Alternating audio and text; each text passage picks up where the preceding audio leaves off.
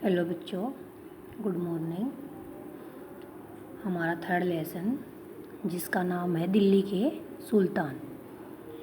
तो हमारा next question है कि मुक्ति अपने कर्तव्यों का पालन करे, यह सुनिश्चित करने के लिए कौन से कदम उठाए गए थे? आपके विचार में सुल्तान के आदेशों का उल्लंघन करना चाहने के पीछे उनके क्या कारण हो सकते थे? तो मुक्ति अपने कर्तव्यों का पालन करे, इसके लिए कौन कौन से कदम उठाए थे? और सुल्तानों के आदेशों का उल्लंघन, जो मुक्ति सुल्तानों के आदेशों का उल्लंघन करते थे, उनके पीछे क्या कारण थे?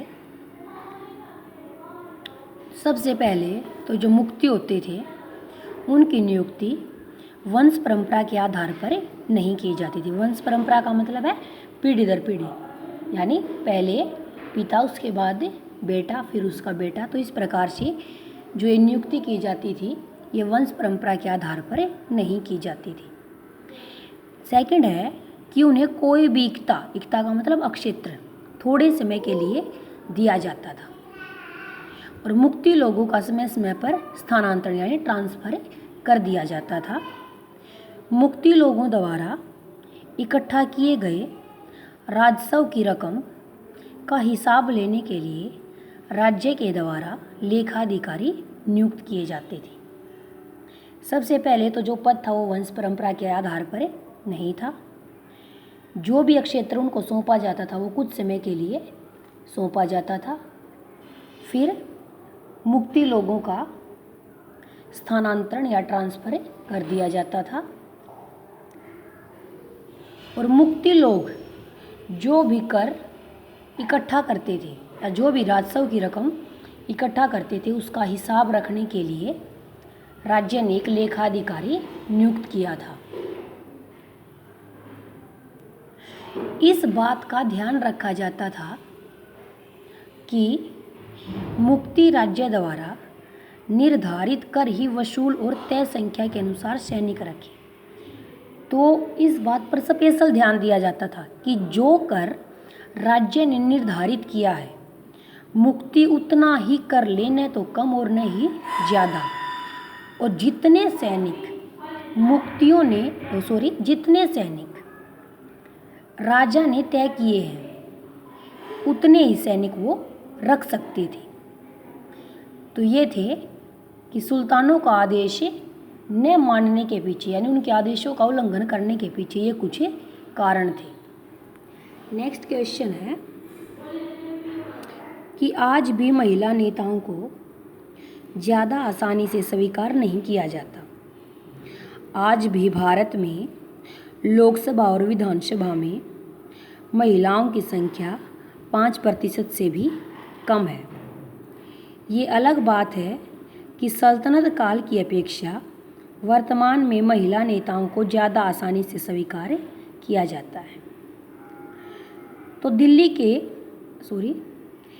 क्वेश्चन था कि दिल्ली सल्तनत के इतिहास में जो रजिया सुल्तान थी वो अपने ढंग की एक थी, यानी उस समय यह एक मुसलमान शासिका थी। क्या आपको लगता है कि आज महिला नेताओं को ज़्यादा आसानी से स्वीकार किया जाता है? तो आज भी महिला नेताओं को ज़्यादा आसानी से स्वीकार नहीं किया जाता, यानी आज भी औरतों के साथ भेदभाव किया जाता है। आज भी भारत की जो लोकसभा और विधानसभा है उसमें महिलाओं की जो संख्या वो 5% से भी कम है, यानी 100% में से 5% महिलाएं हैं या उससे भी कम। लेकिन जैसा पहले यानी सल्तनत काल की अपेक्षा जो वर्तमान यानी जो आज का समय है उसमें महिला नेताओं को ज़्यादा आसानी से स्वीकार किया जाता है, यानी पहले की बजाय तो कुछ सुधार हुआ है लेकिन पूरी तरह से नहीं हुआ है।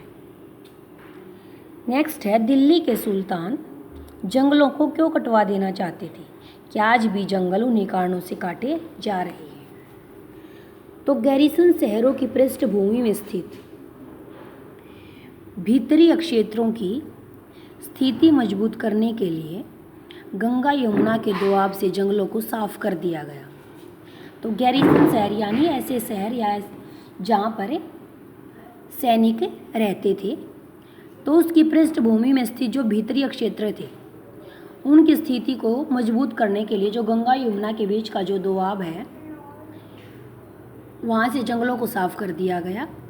और जो शिकारी संग्राहक थे और चरवाहे थे, यानी जो शिकार करते थे और पशुओं को चराते थे, उनको उनके पर्यावास से खदेड़ दिया गया। यानी जहाँ पे वो रहते थे या एक प्रकार से उनको वो जंगलों में रहते थे और उनको जंगलों से भगा दिया गया या फिर जंगलों से उनको हटा दिया गया।